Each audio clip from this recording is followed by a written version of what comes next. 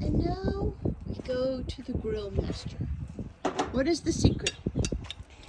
Well, first you put the salmon on the regular grill for about 2 minutes. What's the temperature of the regular grill? Probably 400 degrees when you close the lid.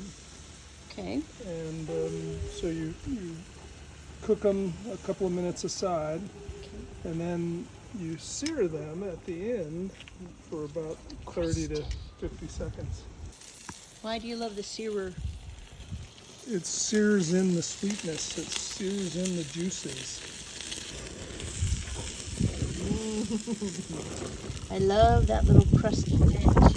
It's so delicious. And here is the finished product.